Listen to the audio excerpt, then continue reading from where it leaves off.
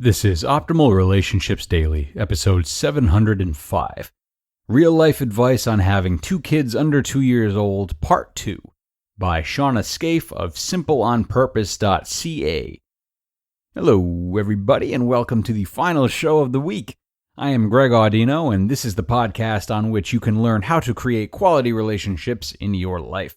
And just a heads up that if you've got specific questions about your own relationships or anything else you're struggling with that you'd like help with, I also host Optimal Living Advice, another show in the old network structured like an advice column.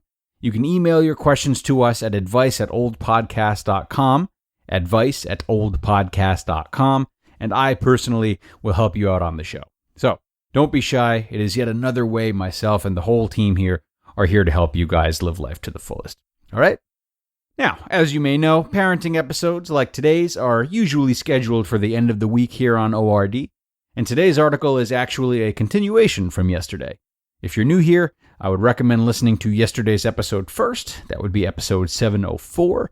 But if you're all caught up, let's get right into part 2 and continue optimizing your life.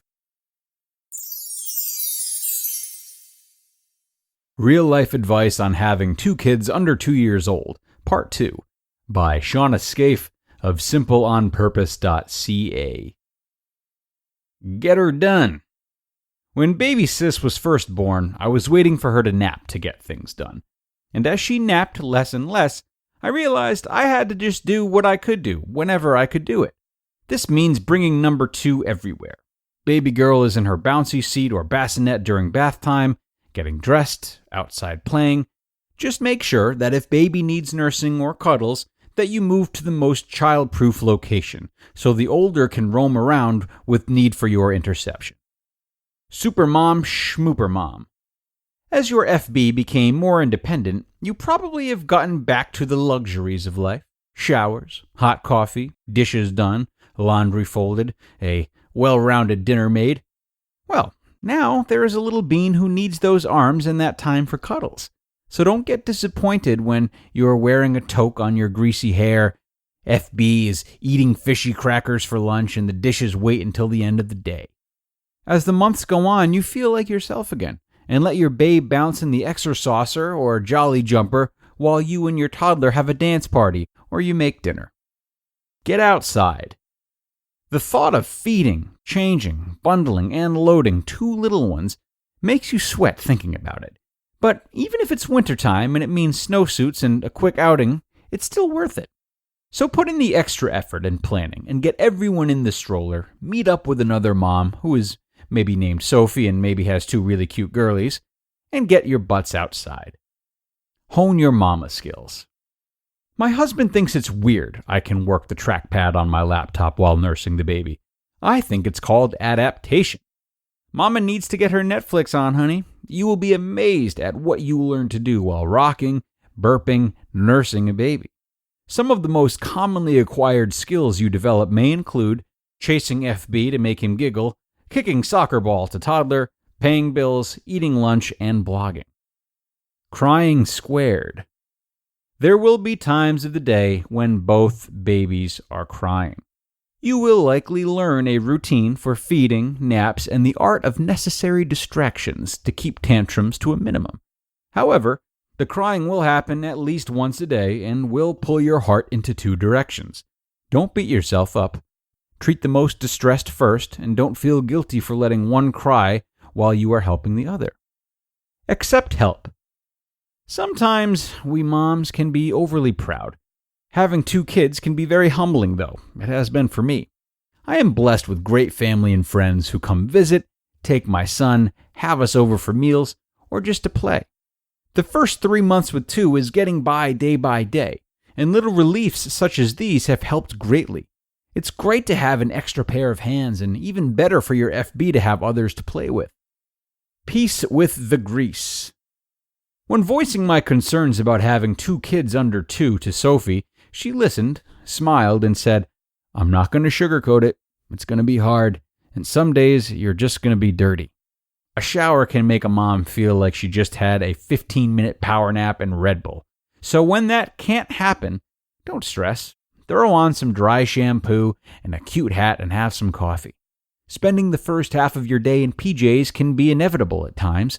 Other times, you just gotta get up, get dressed, and get moving without the luxury of a shower. Watchful eye. I know this is a splurge, but I highly recommend a video monitor. Tiny timeouts. I read somewhere that if the baby does something you tell your FB not to do, hits, throws something, etc., that you should give your baby a timeout. I haven't had to do this yet, but it makes sense. Maybe it's never too early to be demonstrating to the FB that there are actions and consequences that everyone has to follow. Start sharing. The other day, I brought out some newborn toys. I put them on the baby and told my son they were baby's toys, and he had to ask her if he could play with them. So he stood there saying, "Bees, baby." I'll say things like, "Baby is sharing with you. Can you get a toy to share with baby?" And then, when he is done playing, he'll bring it back to her. Well, he'll throw it on her and say, "Baby." I have no idea if this will help, but it's worth a try. Family meals. There's a lot of research out there around the importance of family meals, and it starts right away. Even if you are bouncing baby on your knee, and yes, even nursing them, take the time to sit with your FB during mealtime. You have to eat too, after all. White noise. The day your FB learns how he can project his voice to scream at the top of his lungs will likely also be the day your baby is fighting all naps and it takes hours to get her down. White noise is always going on in our house during any nap time. Sleep sheep, radios, TVs, bathroom fans helps buffer those sudden harsh noises and squeals. Squeeze out every drop of quality time. Don't forget, your FB still needs those quiet, special one-on-one times with you. When baby is sleeping or just happy to be in their chair, take some time with your FB. Read a book, sing a song, hunt for toys, draw a picture, chase them around the house and tickle them. Floor parties, aka sitting on the kitchen floor and playing with kid, are almost a daily occurrence in our house. They usually happen while dinner is cooking. And the tip from the bottom of our mom hearts: lower the bar for yourself and prepare to be uncomfortable for a while. Because sometimes uncomfortable is also normal. Things will not run smoothly at all times. You will be tired, get stressed, dishes will pile up, you will eat frozen dinners. It is normal, and best of all, it is temporary. You are going to have to go through this time regardless, so you might as well do it with joy in your heart. You're probably thinking, "Duh, Mama, these are all common sense." But sometimes we moms get so wrapped up in all the details that you can forget the simple things. And sometimes we just need to hear it from someone else to give ourselves permission or even a push into it. You just listened to part 2 of the post titled "Real Life Advice on Having 2 Kids Under 2 Years Old" by Shawna Scafe of simpleonpurpose.ca. Guys, you know that at Optimal Relationships Daily, we understand that navigating sensitive issues like money and health can be extremely stressful, and that stress and anxiety can easily create family conflicts and affect relationships. We are here to help you with your relationships, in case you haven't heard. So before that happens, we want you to know that BetterHelp is here to help you cope with your emotions.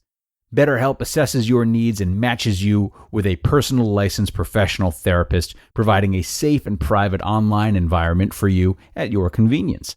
They have professional counselors specializing in depression, family conflicts, grief, and more to help you. In fact, you can start communicating with your therapist in just under 24 hours, and anything you share with your therapist will be confidential.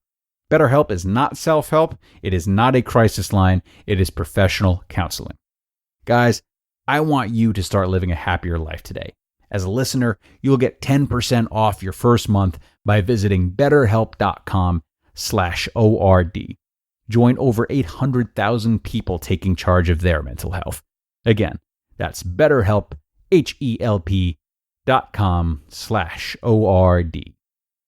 And that brings us to the end of Shawna's long and very informative read. Such great detailed accounts of navigating this particularly stressful sector of parenthood. And if I do say so myself, I think she did a wonderful job of going beyond just the stress of the parent, but really tapping into the needs of all parties involved, whether it's the development of the children or the mindfulness of the parent or somewhere in between.